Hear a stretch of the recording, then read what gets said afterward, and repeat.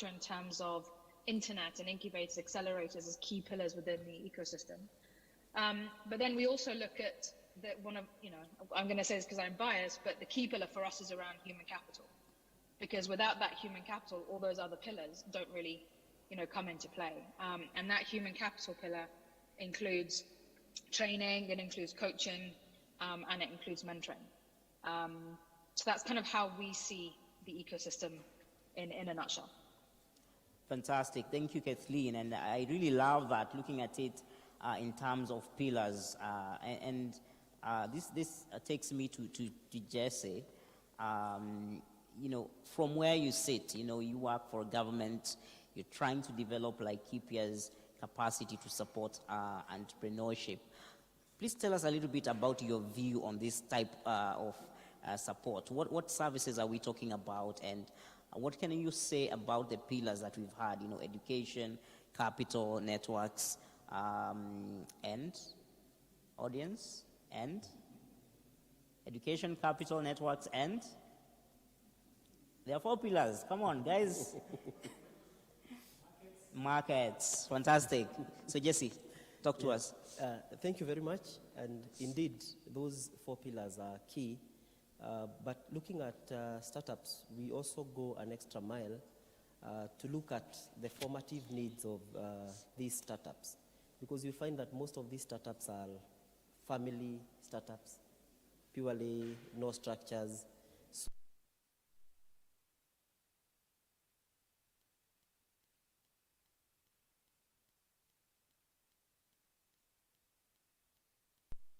By business money, we try to make them. We also try to, have them keep records, that if you want to know where these businesses started, they have that record. If the bank wants to see the growth trajectory, they can be able to track down. So other services that we do includes visits to the businesses by other, I would call industry leaders, just to go and guide on how to build these enterprises to become better. We also have specialists, like say, most of our staff, actually most of our staff are business development officers, and we have close to 200 people who are dedicated to doing BDS. The main reason being, we want to create an overlay between the university education and enterprise. I think the panel that was here mentioned about students only going to top-notch blue chip companies for internship. What we are doing, we have our staff dedicated to hard-hold enterprises, meaning even I'm an expert, say, in agriculture, I have agricultural farms that I'm supporting with my knowledge and skills and trying to integrate what was learned in school and what is actually happening on the farms. So that direct hard-holding, and this is not just physical hard-holding. We have gone further ahead. Staff has 40% of their derivative coming from enterprise development. Wow. Meaning it's a government agenda to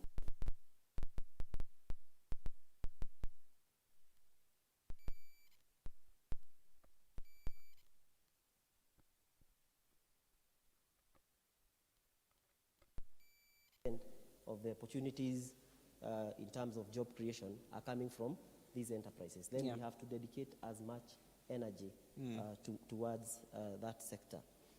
As we speak, maybe if you allow me, we have a fund, a 3.3 billion fund, specifically for MSMEs.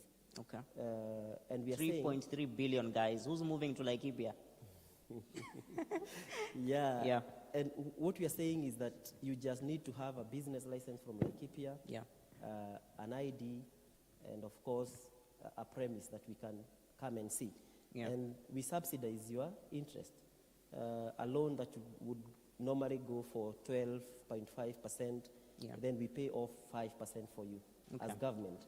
So Jesse, before we go deeper into the capital piece, I want us to pause a little bit here, because I think the things I'm hearing are very unique from a government perspective, and more so county government. So it brings me to this thought about thinking about the role of the stakeholders in this entrepreneurship support program, because I hear what you're saying, but the more you speak, the more you are not government to me. You sound more like an incubator or an accelerator program, which is very unique. So let's talk a little bit about the role of stakeholders and where we see gaps in their support. And maybe coming back to you, Kathleen, Jasiri has really helped us to kind of understand at a county government level, what Laikipia County is doing, and that is extremely brilliant. But looking at this from a private sector perspective, maybe, and also trying to broaden a lens to look at other stakeholders. Kathleen, who do you think are the key actors in the provision of these services, and where are there gaps in what they are offering? And is it, do you believe, for example, government is equipped to be both incubator, accelerator, funder? You mentioned the 4 pillars, so I really am curious about your perspective on this. Yeah, and quite a loaded question. I mean, I don't think anybody can be the one-stop shop for everybody. And so I think the short answer probably is no. And that's where, we do need to get private sector involved a lot more within supporting entrepreneurship, but also an entrepreneurial ecosystem development. I mean, the way that we look at stakeholders is it starts with the individual entrepreneur. It starts with the individual supporting and working with the entrepreneur. It starts with the peer groups around the entrepreneur.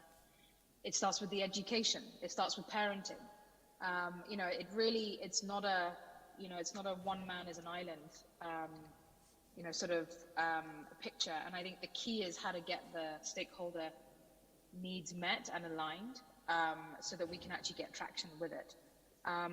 Where do I see, and I'm kind of looking at this from a little bit of a mentoring lens, Bernard, rather than maybe BDS in its totality, entirety. I think, for us, the key stakeholders are the mention of the entrepreneur, the mentor, the ESO, who's actually, running alongside the entrepreneur, supporting them as they grow their business, which includes incubators, it includes accelerators, it includes anybody providing the BDS as well. It includes the financiers, offering different forms of finance to the entrepreneurs as they go. It includes the government funders that are coming in to support ecosystem development in all of their different shapes and forms. It includes the regulatory partners to make sure that there's actually support for entrepreneurs, whether it's the Doing Business Index or whether it's actually having laws in place that protect entrepreneurs. So just to give an example of why that's important, in the Middle East, if an entrepreneur bounces a check, they can get put into jail. So as an entrepreneur, that's a risk that you have to take. And the sad thing is over the past 10 years, very few laws have changed. And so therefore it still is really difficult for an entrepreneur to protect themselves from that. So really, I think it's across those 4 different pillars, there's multiple stakeholders. And I really, I'd love to see one government that could actually provide all of that. I think they can feed into it, and I think they should feed into it because it should be aligned, it should be a collective force, but definitely not one-stop shop. Fantastic. Thank you, Kathleen. And at this point, ladies and gentlemen, I'm going on to thinking about is it a one-size-fits-all in terms of the support services that we give, and do we feel well equipped, and perhaps even going further deeper, could we say that one of the gaps that we have in supporting entrepreneurs in this country is a mismatch of support? Because for sure, the needs of a technology-driven business might be very different from a business that is being built with no intentions or strategies to scale. And I want to come back to Jasiri. As a government and as an authority that's supporting entrepreneurs in Laikipia County, what's your take on providing custom programs to different needs of your entrepreneurs.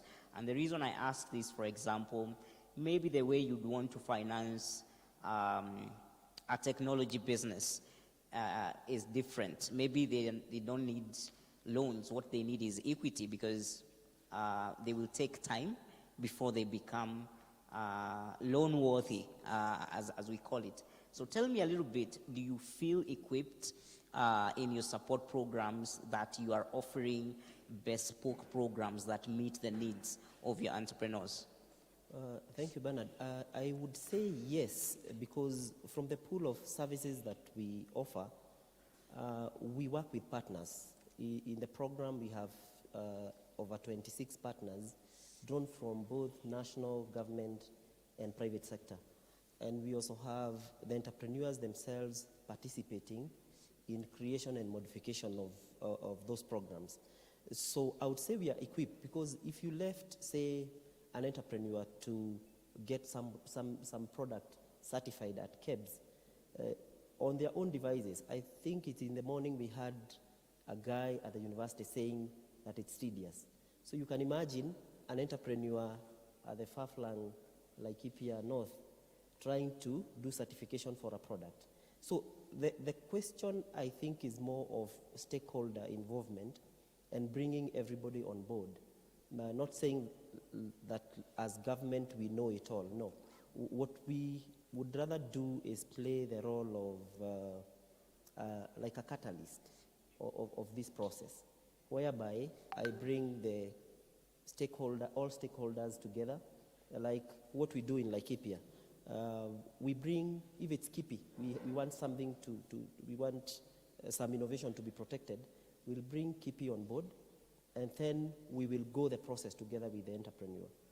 And I think that is the secret in the success of the program, in that everybody feels involved, and the entrepreneur doesn't see like it's an uphill task, because the person to do the certification, the person to do any approval is right there telling you, you only need to provide 1, 2, 3, and it becomes easy.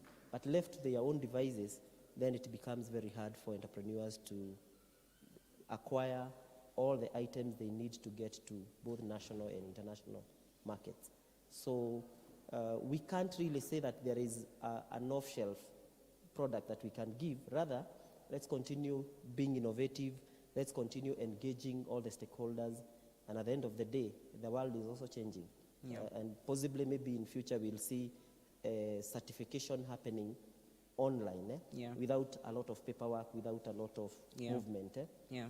The way like government services are happening on e-citizen. Yeah. If we go that direction, I think then more gains will be made as we move along. Absolutely. You know, Jesse, this is very interesting, because I remember some time back, I had a conversation with an entrepreneur who had the opportunity to participate in International Accelerator, one of the best in the world, yeah? And what he told me is that he's realized that the best support an incubator or an accelerator can give an entrepreneur is actually practical, value-driven support, where you are unlocking challenges that they would not unlock on their own. And I think that's what we are hearing from Jesse. You know, how do you navigate the bottlenecks around all the licenses, maybe processes that business required to comply with, and I think that speaks to the value, and it's very easy to quantify that. And perhaps it also speaks to the disruption that is happening. I've seen many support programs focusing too much on the education side and maybe leaving the other verticals bare. And I think this should transition us to the next segment of looking at where are the opportunities for partnerships in this entrepreneurship support ecosystem. And I want to take a deep dive into two verticals. One, let's look at the networks that Kathleen mentioned. And in these networks, Kathleen, can you tell us a little bit about where do you see mentorship sitting? I'd assume it is in this network pillar. And are we doing well as a country? Do we have enough quality mentorship programs that are supporting entrepreneurs? And are there any opportunities for partnerships in that area? Yeah, so I think, again, another great and loaded question. I think just to speak to your previous point, Bernard, that I think, I don't think there is a one size fits all for entrepreneurs. I think the key is what is the base that we need to get everybody to and provide, and then through, personalized and sort of more targeted interventions, then support them as they go through their entrepreneurial journey. And mentoring, especially in the way that we view it, and we practice it, is very much around that. And so we work alongside a lot of training providers or incubators, accelerators, financiers, etc., who are offering different elements of that ecosystem. And then we provide the mentoring that goes alongside it to help them if they're with the training programs, to help them digest and embed the learning, whether it's financing, to basically make better decisions so that they utilize the financing well. And for incubators and accelerators is actually to build the peer networks that that we spoke about a little bit earlier, and maybe you're asking about here. So I think, again, with, sort of a mentoring hat on, we look at our world through 3 different levels. So the individual, the organization, and then the ecosystem. And I think, the opportunities for partnership are really around how do we make sure that we're training mentors and increasing their effectiveness. Our impact data shows that once a mentor is trained, they take on average 2 new mentees every year thereafter. So if we're looking for a cascading impact of mentoring, then it's key to actually make sure that we're training, engaging, and keeping those mentors committed, so we're getting the ROI on that for not only today, but also years to come. On the organizational level, I mean, this is really where we look at corporates and having corporates embed effective rather than marginal, so quality versus sub-quality mentoring within their organizations to not only support their own strategic and organizational objectives, but also develop strong leaders within their organizations that can then go into the wider community to then impart their skills, their knowledge, their experience, and provide that companionship that mentoring offers. And also by doing this, you're also then inspiring future generations of mentors to then, to come into that practice, and that's where we call it the circular economy of mentoring. Because once a mentee has been inspired and had a good experience, they then want to then be trained as a mentor and then give back to others in the future. And finally, on the ecosystem level, we're very aware that over the past, we've been now going for 13 years, and over the majority of that time that I can remember, every conference, every event speaks about mentoring. But the definition and the understanding of what mentoring is, what it is, and how it can be used, and how to actually set up and run mentoring programs that are effective, how to train pools of mentors and how to keep them engaged, how to make sure that the mentees that are coming into the mentoring programs are actually the right mentees to be backing, and actually that they're mentorable and not just there to tick a box. And then how do we build the capability of the ESO to actually take that forward? And so, for instance, one opportunity which I think would be great to share is we're actually running a training program for ESOs, incubators, accelerators, and anyone involved with supporting entrepreneurs starting in March, who want to set up and run effective mentoring programs to get in touch, and they can potentially take part in that. But we'd love to work with anybody who is involved in any of those levels to see how can we actually scale mentoring, how can we actually get it more embedded within the ecosystem as it is a key pillar. Fantastic. Thank you, Kathleen. I think one thing to note here is mentoring. If you look at the top accelerator programs in the world, a lot of them are mentor-driven. So this is a very important element of supporting entrepreneurs, because it brings in expertise and experience that an entrepreneur obviously may not have, either because they've not run a business before, or they've not had, a lot of experience in that area. And I think I want to take it back to Jesse, just thinking about this element of mentoring. What is your approach, maybe in some of the programs that you offer at Laikipia, and what's your thought about scaling that so that, it's I believe there are many counties that are watching you now and maybe admiring what your government is doing around supporting entrepreneurs. Can you give us any tips on how this can be a model that other counties can embrace as well? Thank you, Bernard. From where we sit, what we are doing actually, even as the political climate gets heated up, we are coming out clearly and saying that we can't complain about unemployment and not hold, our entrepreneurs steadfastly, because these are the solutions to the problem that has been recurring ever since.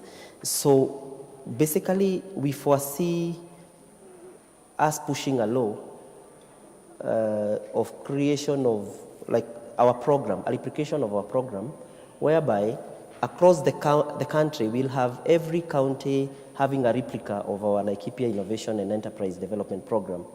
And that is the message that we are sending to the people who are seeking leadership of this country. That yes, you have the economic model, but at the middle of that model must be the entrepreneur. Through real support, not the talk that we hear, but real support. When we talk of the agencies that support these enterprises, then there was a panelist who said that we need internship.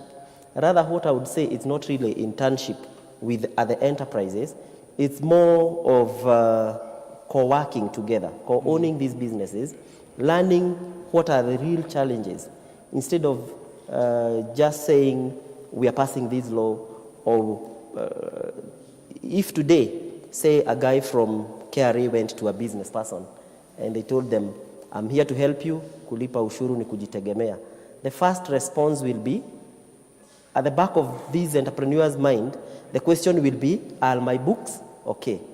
So we need to bring that gap that exists between the support agencies and the enterprises, create it to zero, make it zero, such that when I see KRA, I see a support system that corrects revenue and makes life easier for my enterprise.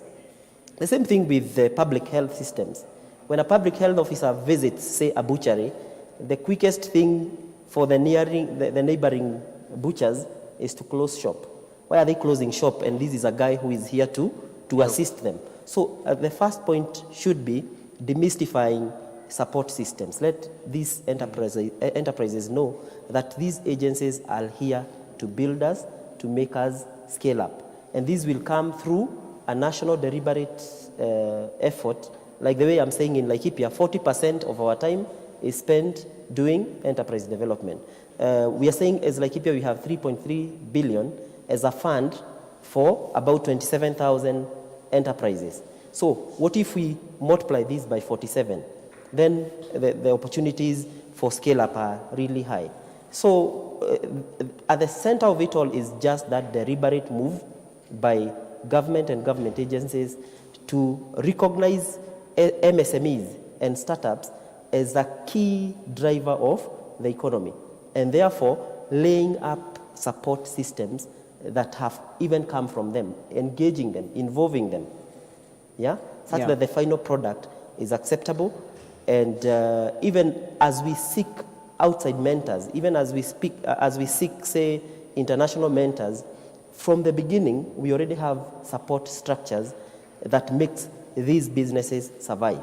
Yeah. We need to move away from that notion that if I start a business, the probability of failing are higher than succeeding, because they say 70% fail. Yeah. We need to change the narrative the other way. We say only maybe 30% fail and 70% succeed, but only through deliberate support systems, both from government and the other mentors that we are talking about.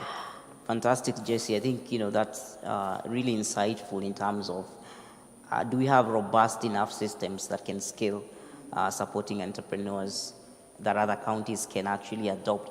And I think this gets me into thinking about where are we? How do we measure the quality of these support programs? Is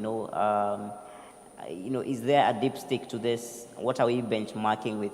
And before I give an opportunity to my panelists to answer this, let's do a little bit of audience engagement. And I just want to hear from the audience, what's your experience with entrepreneurship support programs in Kenya?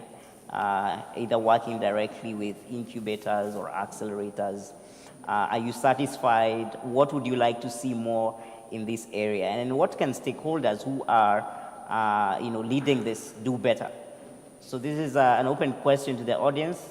Or if you have another question, you could actually ask by a show of hands. So I have one question at the extreme left and another one at the extreme right. So let's start with the lady on the extreme left.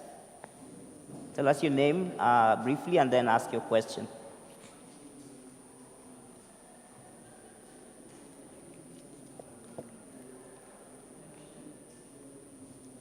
Good afternoon. Okay. Afternoon. Okay. My name is Emmy Chuchu. I work with the British High Commission, or FCDO, as some may know. It's not a question, it's actually a comment. For me, what you're saying from a county government sounds quite impressive, and maybe I'm just ignorant, but it sounds quite impressive. The fund that you've set aside, the number of staff that you've commissioned to work on enterprise development, the percentage of time you're allocating towards that, it sounds really good. And the question I had, you sort of alluded to, but I had wondered how then you're working alongside other government agencies who are actually tasked with supporting entrepreneurs. So you mentioned KIPI, there are KIDIs, there's the KIE, all of these ones that, they're government agencies, they're your colleagues who are actually, part of the ecosystem. We don't often probably even think of them, but they're part of the ecosystem, working alongside, entrepreneurs, startups to provide that support in different aspects. So just wondered, what you've mentioned and all of this, do you have any success stories? What has worked so far? What's the uptake of that support? I'm just curious. Okay. So let's take the other question and then we can go right into...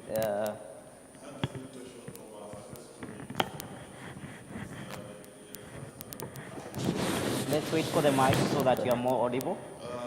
Yes, that's this question I wanted to ask in regards to a success story in regards to Laikipia. The enterprise has done maybe one success story, if you can share with us. Okay, fantastic. I think, do we have any other questions? Great, so I think all the questions have been directed to you, Jesse. So people want to know how are you cooperating with other agencies in this country that are supporting entrepreneurs, and then could you give us an example of success? Thank you very much, and thank you also for the questions. We work very closely with the other agencies. Like I mentioned, our program has 26 partners, and in there are the KILDIs, the universities around us, and what we do, we make sure that we have common forums. We normally do town hall meetings. If we realize that there is a need, say, for value addition, we'll call agencies along that line. We put enterprises in a room, we put the regulators in a room, and then we'll engage.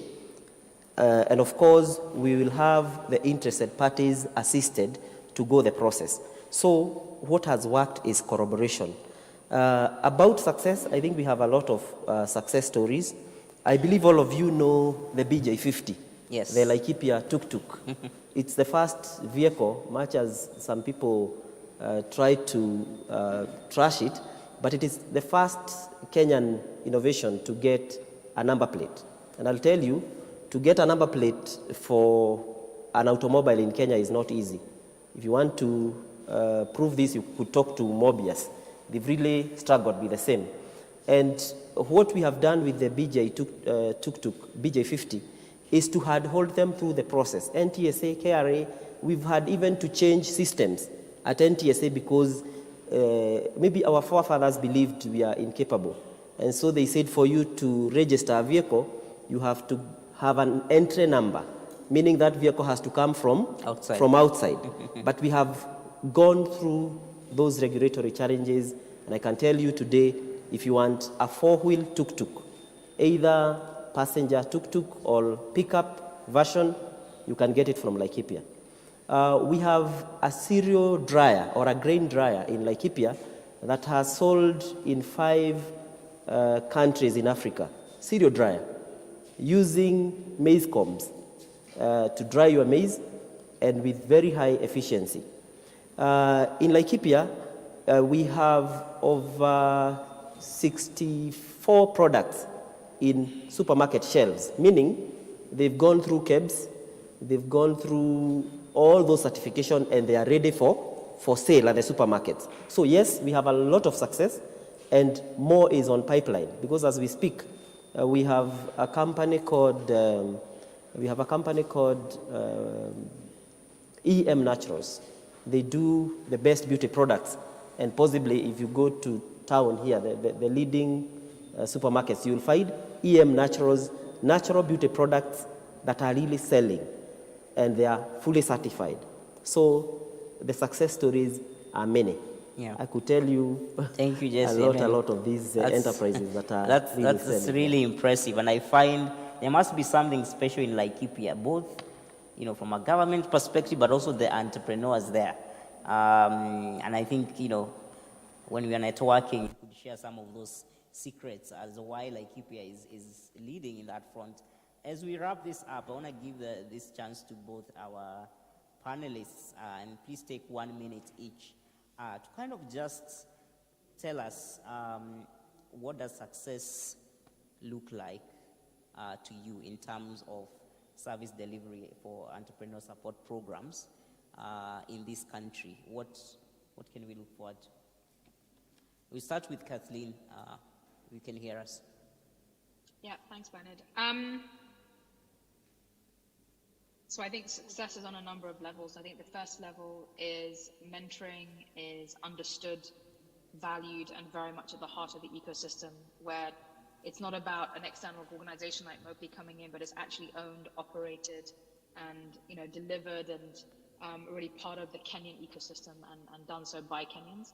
So I think that's the first success. I think the second is, and we saw this during COVID, our mentoring approach is a 360-degree mentoring approach, which means that we focus on the personal and the professional aspects of the entrepreneur. If you look at, we did a program, for instance, in Kenya that started in September 2019 and ran through till September 2020, funded by the Argidius Foundation. And these are 8 million to 40 million shilling revenue organizations, so they're quite fragile. And, we were expecting 60-70% of them to actually fail as a result of COVID. However, when we got the data back and we did the analysis, 93% of them survived. 50% of them increased their revenues, and 50% of them expanded geographically. So what that does is that kind of further validates our view, which is if you focus on the entrepreneur and you capacity build them, their mindset, their resilience, their motivation, their confidence, and then the business behind them, that actually, even if the business fails, to speak to a couple of points that have been mentioned today, if we're investing in the entrepreneur, we're still going to get ROI regardless if the business fails. So I think success for me is actually appreciation of that, and then people really buying into the fact that failure is part of the entrepreneurial journey. We fail on a daily basis with different things, but it depends how you view it. And so how do we then support entrepreneurs to really embrace that, but to invest in themselves, developing their self-awareness, develop their capability and their capacity so that they can then, go forward and create not one business that employs, but 2, 3, 4, etc.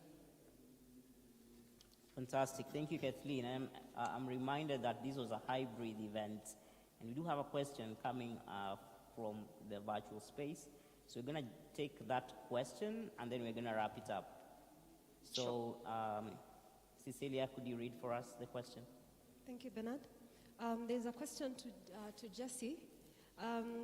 One of the audience attendees is asking, research is a national function and is authorized by the regulator, NACOSTI. However, some counties have introduced levies.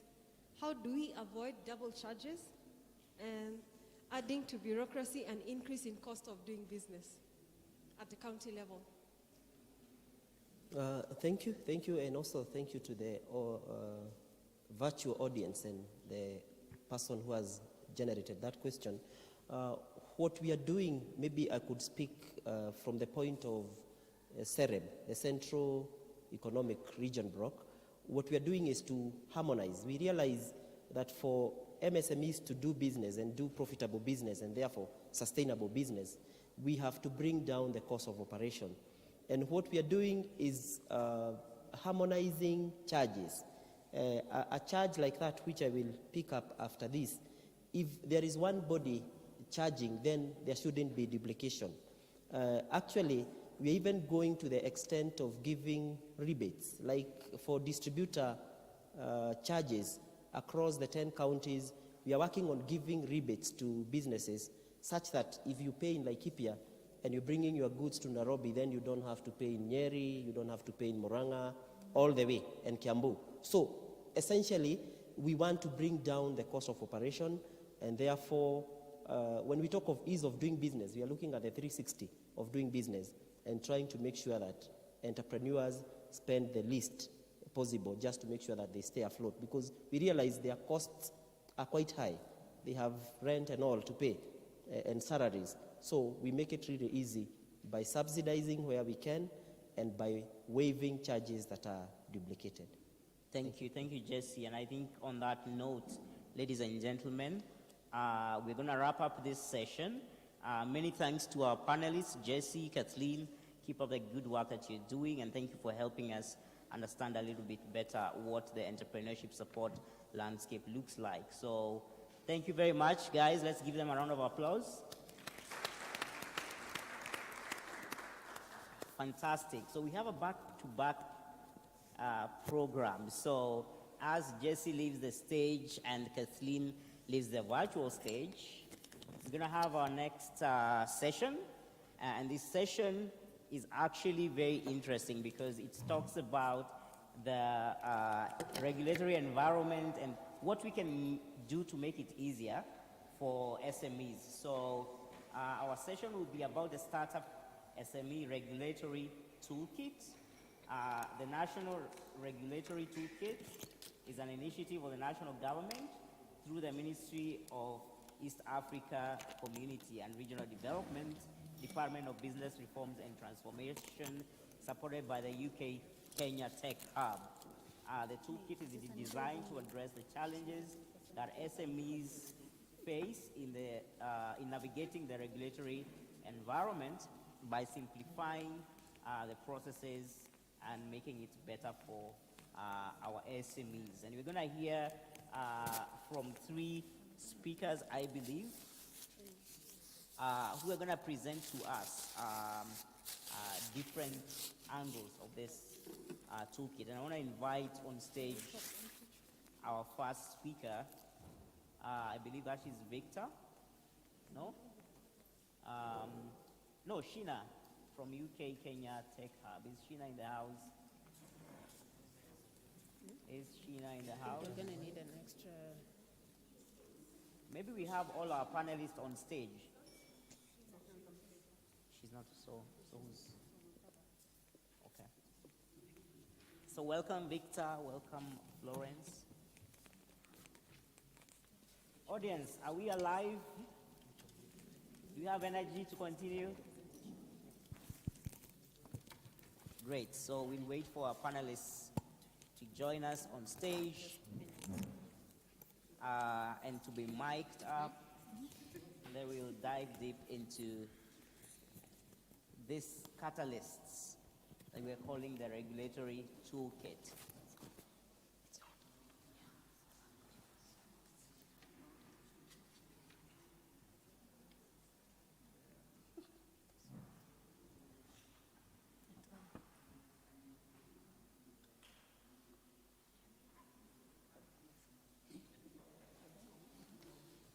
Are we ready?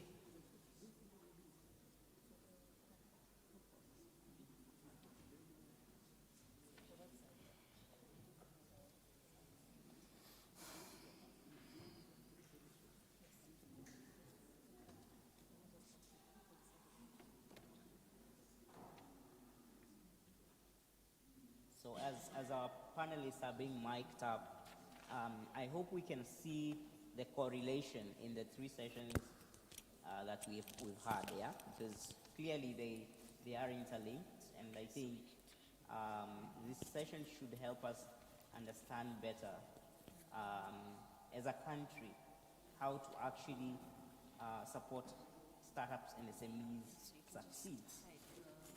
I'm waiting for a cue that we are ready to start from our control center.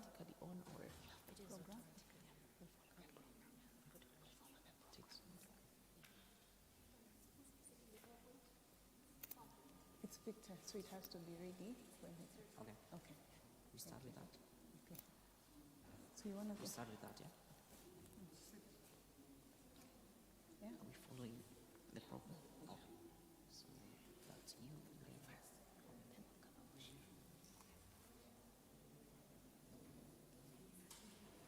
So Victor comes last. He comes last. You want me to stand? So should we see? I have to stand. Then to control the purple. Okay. So if it comes to the session, we just start it next. Okay. Yeah. Ready, set, go. It's been back to back. So ladies and gentlemen, welcome to the last session that I will be moderating this afternoon. I think we're going to begin with introductions and then move into our agenda. So we're going to have three speakers. Florence Kimata, who is the Business Reform Specialist, Department of Business Reforms and Transformation at the Ministry of EAC and Regional Development. Then we have Nemaisa Kierien. Wow. Let me take that again. Nemaisa Kierien. Special Programs, Kenya National Chamber of Commerce and Industry. And then we have Victor Ogola, who is the Managing Director at VIFA Consult. And so I want to invite Florence to do a quick intro, more than the title, I hope. Okay. Welcome. Thank you so much, Bernard. I realized this morning as I was moderating, I didn't introduce myself, but this is the opportunity. My name is Florence Kimata. I'm first of all here in the capacity of leading this startup summit, but on my day job, I work as a business reform specialist at the Department of Business Reforms and Transformation, Ministry of East African Community and Regional Affairs. I have been in this startup or innovation and entrepreneurship ecosystem for the last 6 years now. Previously served as an SME advisor to the Cabinet Secretary at the Ministry of Industry. So I'm happy to be here and Fantastic. engage with you. Thank you so much. Victor? Thank you very much, Bernard.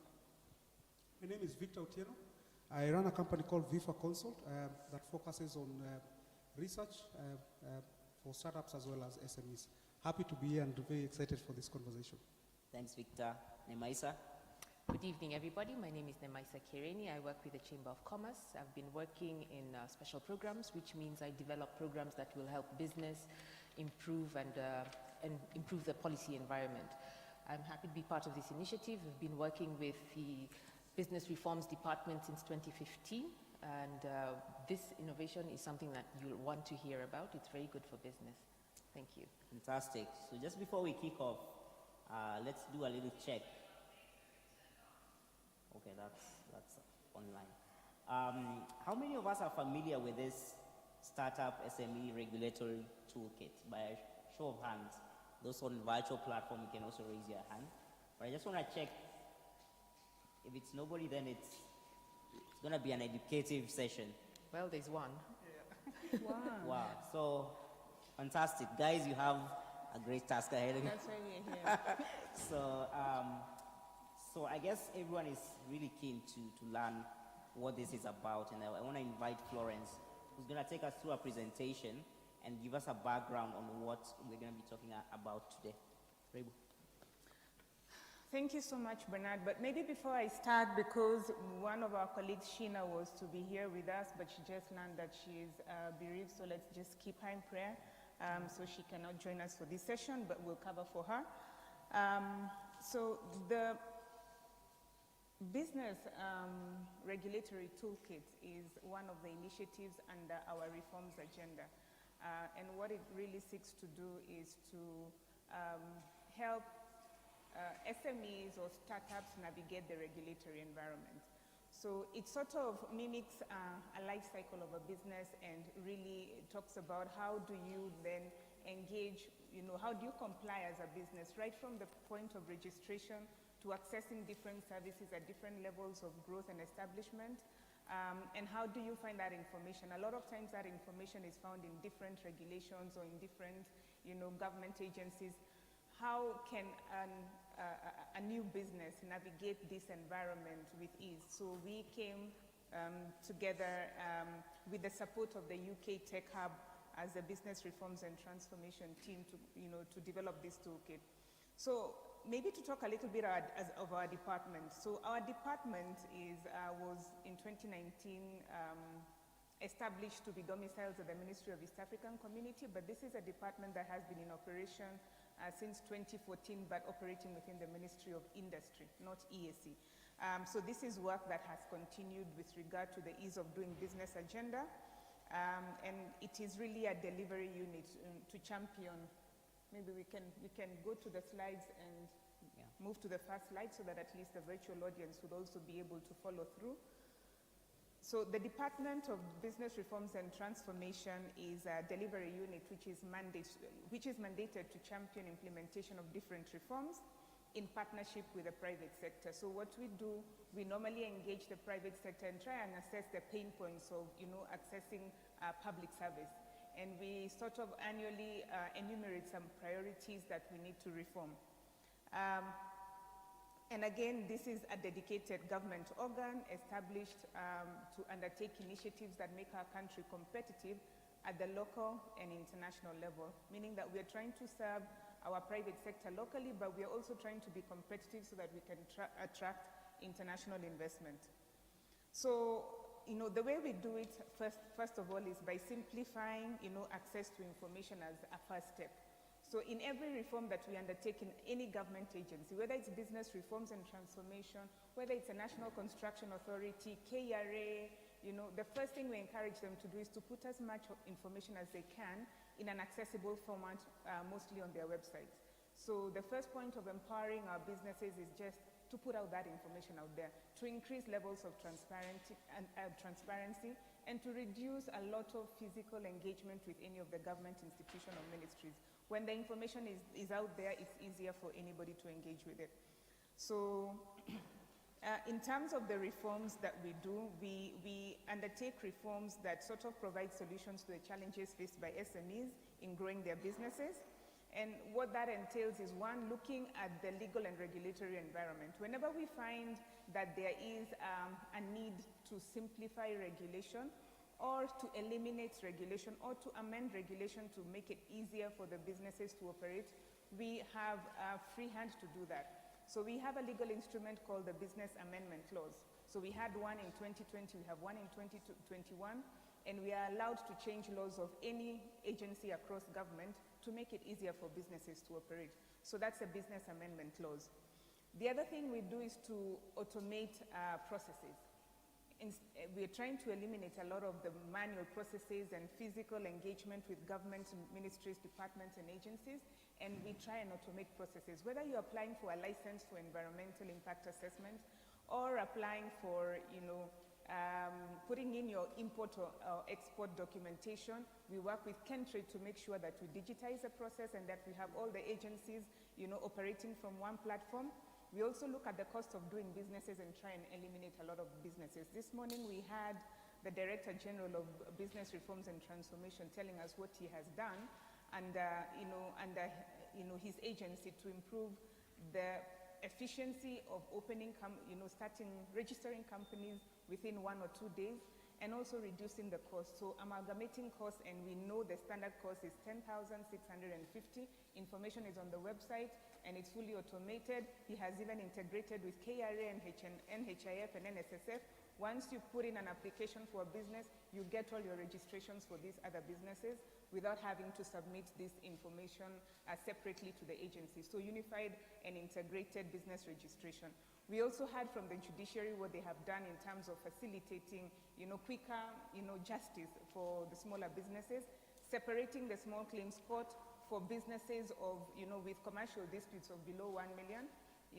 Some of the reforms have been reducing costs, automating the system so that it's e-filing, elimination of court filing fees. So these are some of the reforms that we undertake as a department.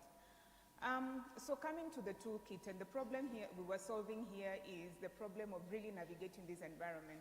We talk about formalizing businesses. A lot of people would say I'm not formalizing because of KRA, but it's not that simplistic. When you think of formalizing, you think of all the government agencies that you have to engage so that you just register your business. And that information is not on one site or on one document or even available online. So what we did is to try and, look at all the regulatory requirements, even to the extent of making it per sector, like if I'm in the health sector, if I'm in, pharmaceuticals, or if I'm in mining, what do I need to be able to, get the licenses or certification that I need? So the toolkit is, helping with gaps such as accessibility and transparency of regulatory information. It's all on one portal. The complexity of regulatory requirements, you will see, and Victor will facilitate a demo, that it's in video format, it's in infographics, very simple format that can be easily consumed. We're also solving the lack of information and awareness on services available from ministries, departments, and agencies. This morning, somebody was asking about how do we reduce the cost of registering a business. In that platform, we put in the new reforms such as the waiver of single business permits for new businesses. In Nairobi County, you register your business, you don't require a single business permit in the first 24 months of your business. That has been waived, and that information is available on the same portal. Also, we are solving the issue of lack of a central repository for all regulatory and requirements, so a one-stop shop. So how does the toolkit resolve these challenges? One of the things that we did was really engage with the users of this information and understand where the problem is, and make it really accessible to them. So on one website, KenyaBusinessRegulatoryGuide.com, you can get all the information. And it also does that by creating awareness and unblocking regulatory barriers that enable SMEs in navigating the regulatory complexities. So this is a way of, again, improving the enabling environment, demystifying complex requirements of businesses, and just really putting the information out there and making it easier for anybody to engage. Again, there are people who want to establish businesses in Kenya who will come and ask, what are the requirements? So instead of trying to waste a lot of time paying people to help them, they can go onto that platform and just check, what do I require to set up a business in this space? So, I'll stop there with regard now to the presentation of why government is interested in this. Should I go through the UK Tech Hub slides? Maybe on behalf of Sheena. Yeah. So this partnership with the UK Tech Hub started at the end of last year when we began the conceptualization of the National Regulatory Toolkit. And really, it's through the UK Kenya Tech Hub. And this is part of the Digital Culture, Media and Sports Department of the Digital Access Program based at the British High Commission. So Sheena Raikandalia, the country director of the UK Tech Hub, has really been an awesome partner in making this happen. And some of their objectives are to develop a tech ecosystem and to build skills and linkages. So they are involved in what, and I know Sheena describes this very well, pure tech, and this is sort of the exciting tech as we know it. What we are discussing in the 4IRs, summit, the blockchain, big data, robotics, drones, 3D printing, and then they look at tech as an enabler to development. So tech, which involves, specific challenges in fintech, health tech, agri-tech, and clean tech. And they also look at operational tech. And this is where tech is used to help MSMEs and SMEs grow their businesses and increase revenues and improve efficiencies. So these are the areas that the UK Tech Hub really operates with regards to supporting the tech ecosystem. So the toolkit conceptualization happened in partnership with our ministry, and we sort of looked at what are the pain points and how do we begin addressing some of the complexities we have around the regulatory environment.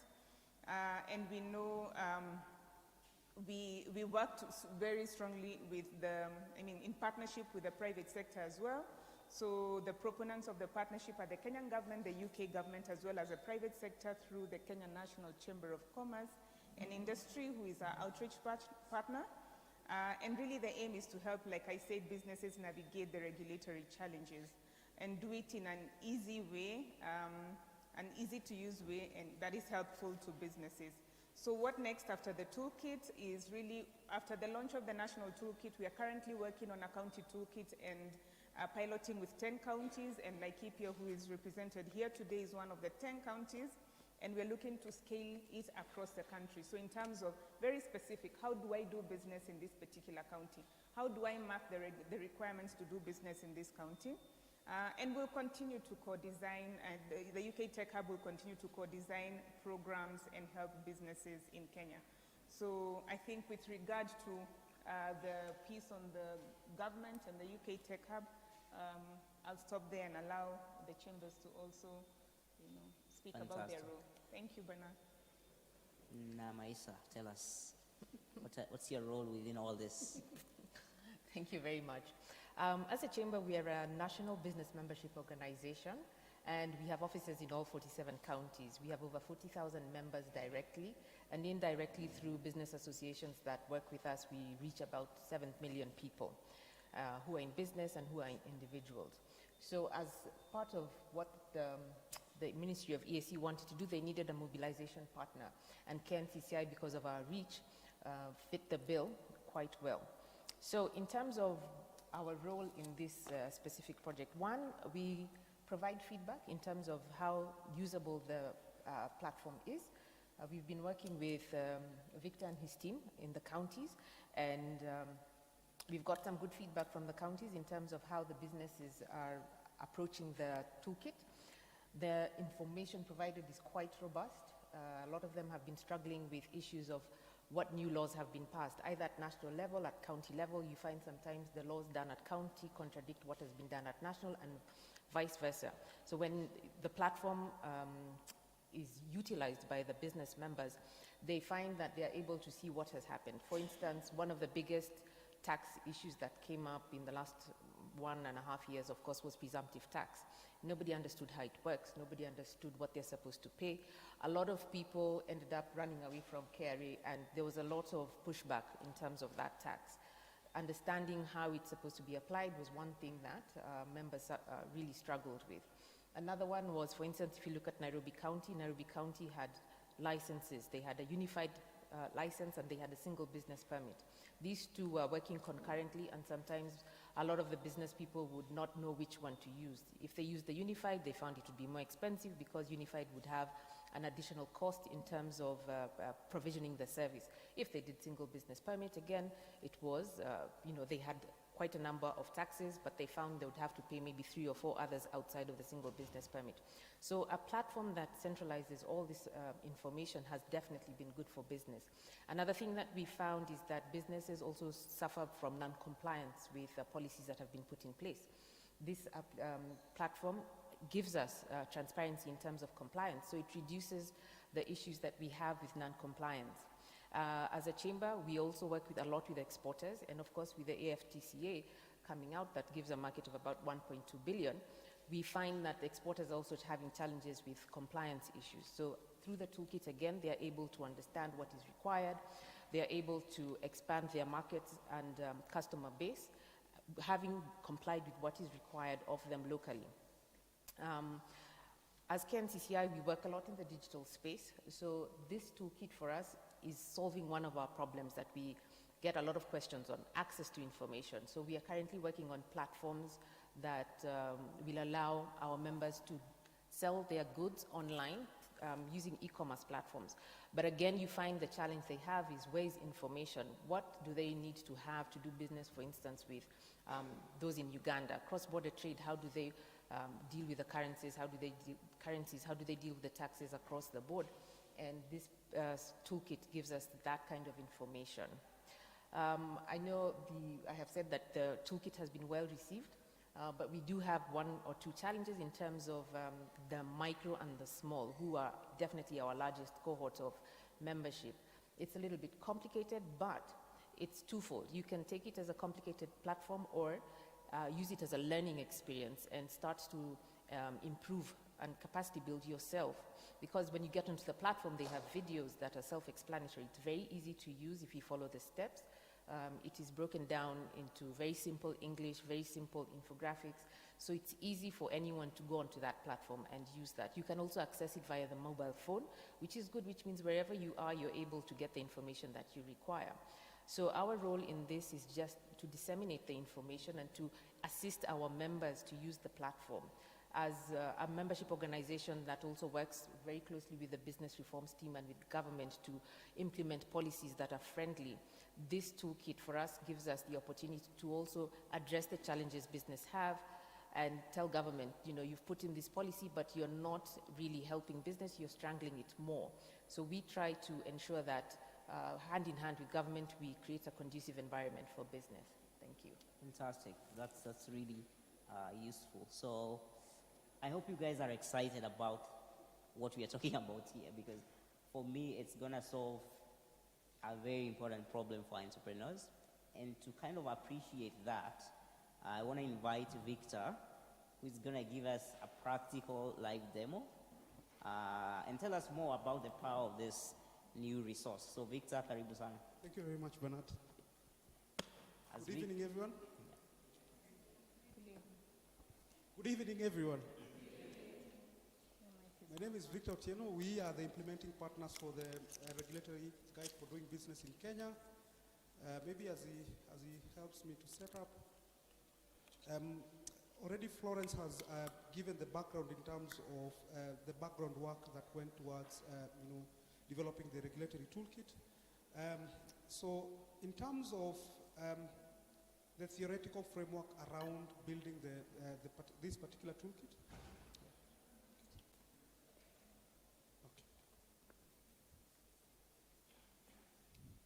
so looking at the last research that was done around SMEs in 2016, which is the Kenya National Bureau of Statistics MSME report 2016, one of the challenges that was highlighted by small businesses that in terms of factors that either are leading towards them closing business or impeding their growth. Of course, there are a variety of factors that are making it difficult for small businesses to operate in Kenya. One of the things that we noticed from that report is the issue around regulation and taxes. And looking at it from the sense of the lack of this information.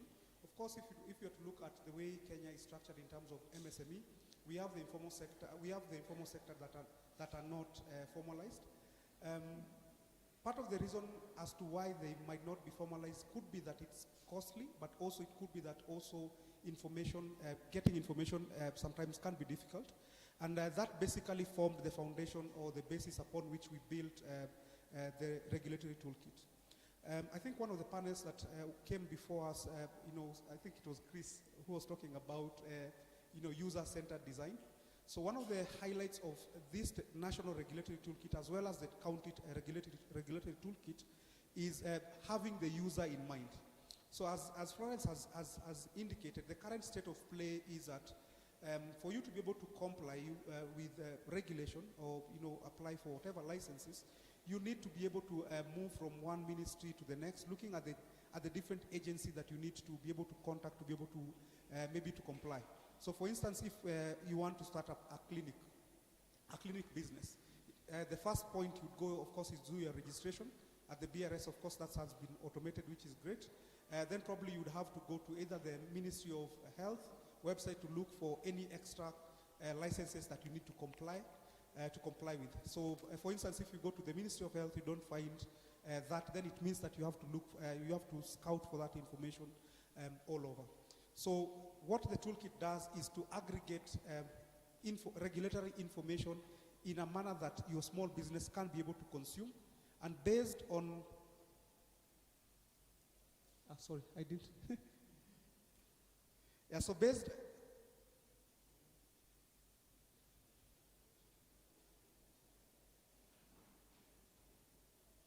Yeah, now we are back. Yeah, so now what we did is based on the on what SMEs or entrepreneurs are able to understand in terms of their own growth trajectory, we were able to rearrange the regulatory information and present it in a manner that small businesses can be able to consume. So after having conversations again with different stakeholders, entrepreneurs included, we came up with a 4-stage process, and this 4-stage process cuts across business. So any business would go through maybe a planning stage. So regardless of size, regardless of sector, all businesses will go through a plan stage. All businesses will go through a launch stage, as a place where you're launching your business. Probably you'll go through a managed stage where you're doing your daily operations, and as well as looking at scaling either from one county to the next or even nationally. So this formed the basis upon which we were able to arrange all regulatory information. So the first step we did, number one, was to aggregate, was to look at all government ministries that are currently there, link all support agency or regulatory regulators within each ministry. So we were able to map that. So for instance, under Ministry of Health, what we did is all agencies that fall within the Ministry of Health would map them to the respective ministry, so that at least now that gives us a foundation for mapping. After that, what we did is we took all these ministries and the different agencies and rearranged them based on the different milestones.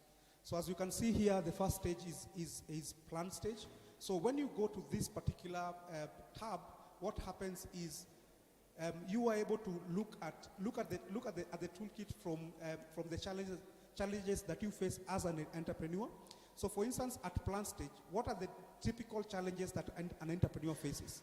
So you're looking at opportunities around training and capacity building. You're looking at issues around finance. You're looking at issues around market intelligence and feasibility studies, etc.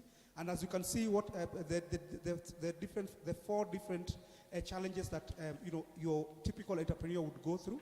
So, for instance, if I was to click that around training, so what you see automatically are all government agencies that can be able to offer you training. So you can see MCA, you can see NMC, etc. And what we did with the toolkit is we were able to give you a direct hyperlink to the specific agency that you'd want to deal with. So that's just an example. But just to take us back a bit, the way the toolkit is arranged, again, if you're to look at it from an entrepreneur perspective, is we gave 3 different flavors in terms of how you can be able to engage with the toolkit. Number one is if you have enough bundles, or if you're connected to the internet, you can be able to navigate the toolkit online. So as you can see here, when you click, you can be able to look at the toolkit and engage online. If you don't have maybe bundles, for lack of a better word, is you can, or if you don't have time, or your concentration is, you are distracted for one reason or the other, you can be able to click on a simple video explainer that can be able to explain to you exactly. Plan business. Yeah, so according to the Kenya National Bureau of Statistics and Report 2016, many of Kenya's micro, small, medium enterprises face numerous challenges, such as access to finance, access to market, lack of business management skills, and navigating the regulatory environment, among many others, leading to a high death rate of 75% within 3 years of inception. This means 3 out of 5 businesses close shop within 3 years of starting. The government of Kenya, supported by the UK Kenya Tech Hub in partnership with other strategic partners, has created an SME business regulatory toolkit that aims to help Kenyan businesses and entrepreneurs engage with and understand the Kenyan regulatory environment in an easy and accessible manner. The toolkit structure follows the growth journey of an SME, starting from 1. Planning, 2. Launching, 3. Managing or operation, and finally, 4. Growth. The toolkit provides all government regulators and support agencies for each growth stage, enumerating all compliance requirements and how to go about them. The toolkit pays special attention to the following sectors: 1. Agriculture, 2. Education, 3. Health, 4. Manufacturing, 5. Tourism, 6. ICT, 7. Finance. This toolkit is freely available to entrepreneurs in Kenya and is structured in an easy-to-understand manner to enable them get all the information they need in one place regarding all government business regulators and support agencies. CTA, the regulatory guide for doing business toolkit, is available. Yeah, so that's just a flavor of the short video that accompanies each tab to be able to give you a flavor in terms of what the tab is all about. So this cuts across. You're able to navigate the toolkit online based on the different challenges that an entrepreneur faces within each stage. What we does, again, we aggregate the different support agencies and regulatory bodies within each tab. You can be able to download the same information in terms of a toolkit, in terms of a PDF document, again, which has the same information that you can also find online. So this is how the toolkit is arranged across board. Maybe in your own time you can just look at it, give us feedback. Again, as Florence had alluded, this process allows continuous iteration, continuous interaction between the ministry together with the entrepreneurs, so that the feedback that we are able to receive, we can use to tweak and ensure that the toolkit makes sense for you. So I think, as Florence had also mentioned, we are currently doing a second phase of this. So this first phase was well received, has been well received. We've been able to get a lot of hits. We've been able to see a lot of interactions on the site. We currently have around 1.5 million hits. On the site, we have around 4,000 people navigating through the toolkit between March and now. So we've seen uptake in terms of actual use of the toolkit. Currently, we are in the development stage of the same toolkit, but at the counties. Again, just looking at entrepreneurs being able to get all information around licenses at the counties at the click of a button. So we hope that is going to also be transformative. Currently, we are piloting with 10 counties, as I think Florence and also Sheena had, not Sheena, but Florence on behalf of Sheena had indicated that we hope that we can be able to roll out to 47 counties, so that this toolkit becomes a one-stop shop for all regulatory information, both at a national level as well as at the county level. So I think for the interest of time, I would stop there, but I would encourage you to go to the site, interact with it, see how how it's functioning, and see if it makes sense for you. You can probably give us feedback, and probably we can be able to incorporate the same. Thank you very much. Can you share the URL with the audience? Yeah, so it's KenyaBusinessRegulatoryGuide.com. So once you go there, then probably you can just be able to see all the information that you need in terms of regulation. Fantastic. Thank you so much, Victor. So I guess at this point it would be healthy to do audience participation. And we're going to take 2 questions if we don't have more. So by a show of hands, if you have a question for this panel, I personally do. So if they don't ask, I will ask a couple of questions. Any questions? So that's 1. Any other? Going once, twice, gone. So gentlemen at the front, please ask your question.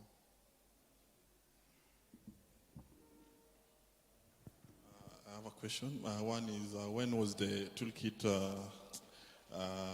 when was it started? Because I work in a regulatory, and I've never heard of the kit. And the second one is, it's about, can it be rolled to an APK or an Android, or maybe for those who are using OS? I think it might suit it, because at least people might be sharing it. Because when you at a website, if I look at a website, sometimes people assume. So that's my bit. Thank you very much. And your name is? I'm Stephen Indimuli from Nacosti. Fantastic. Great. So, when did this come about? Maybe Florence, and he works for Nacosti but has never heard of it. What's happening? So this toolkit the National Regulatory Toolkit was launched in March this year. And we have been trying to share out as much information as we can, and this is one of the fora where we are really publicizing the existence of the toolkit. So we hope to continue doing as much. With regard to accessibility of the toolkit on USSD, I think I'll allow Victor to talk about that and the plans to publicize it further. Yeah, so I think the challenge that we have is the volume of data that is there, both for at the national level as well as at the county. So you realize that USSD works in a very specific way and with targeted data that is behind. So like I can give you an example. Like currently we are looking at 10 finance bills across 10 counties. With each finance bill, of course, each finance bill being different, as well as each finance bill having at least 100 pages. And that is information that you need to be able to package for consumption for an entrepreneur. So you can imagine how difficult that would be if you're to package in terms of USSD. And I think the idea around the toolkit was at least the first stage is to give information, but that does not negate the counties from improving processes. So I think it's just a pilot to show that you can actually do something better, and it is an indicator for counties to be able to, of course, with the department in collaboration with the counties to be able to improve, maybe at county level, maybe the output in terms of actual products, in terms of licenses, then USSD might be able to work in terms of actual implementation. Thank you, Victor. So I think for me it's who owns this toolkit? How sure can we be that it's going to be fresh, it's going to be continuously updated? Where is it domiciled?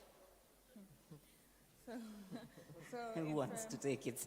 Yeah. So right now, because by the time we launched it, we had not acquired a domain to host it. It's currently hosted at Vifa Consult, but we are in the process of transferring it because we now have a domain registered for the Department of Business Reforms and Transformation. We thought about the challenge of updating all this information and the onus on us to do it on behalf of the government agencies, and what we did, instead of putting out just information, pasting information, we have a lot of links. So we have a lot of links which link back to the agency. So when we find that an agency is not providing updated information, we tell them to update so that the link we put on that specific page on the toolkit is continuously updated. For example, if we link BRS, if you click on the BRS link, it takes you to BRS through eCitizen, and there you find updated information. So we wouldn't have to do much. On the county side, it will be a bit of a challenge because not all the counties have information on the website. In fact, very few of them have. And even the information we are putting out is not available on some websites. We have basically pulled it out of finance bills or finance acts. So on the county side, I think it will be a challenge, but we'll find a way of making sure that we have the counties on board to continuously update the information. So we are also working hand in hand because we're not replacing the role of the county or the national government agencies in putting out the information. We're just trying to amplify and have a one-stop shop. So we are also working on the reform agenda with the county to also have their information put out, to be the primary marketers of doing business within the county, so that we can then link back to them. But in the absence of that, we are happy to take, to be the front runners and put it there as we work with them on the agenda. That's brilliant. I hope it becomes the Wikipedia of business regulatory environment.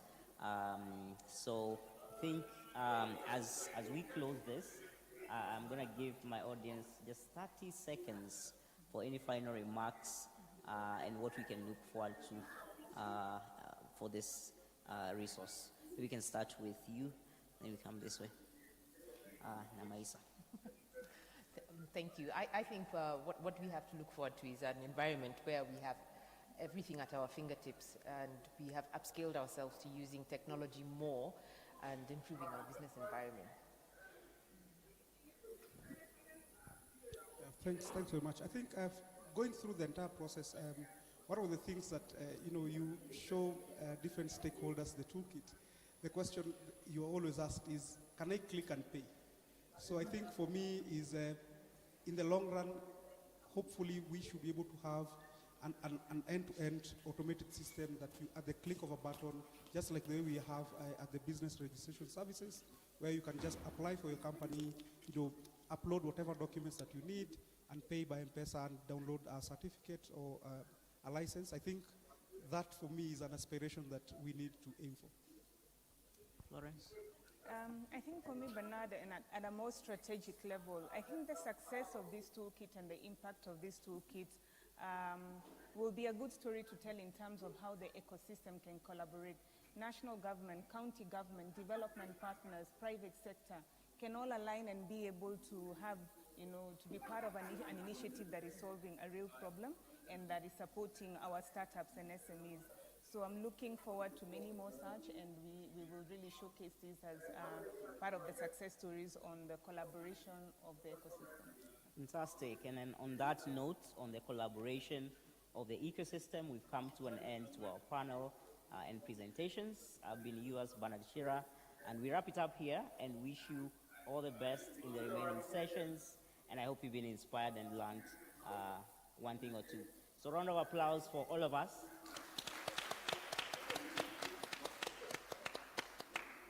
Wrap. Thank you very much. Thank you, Bernard.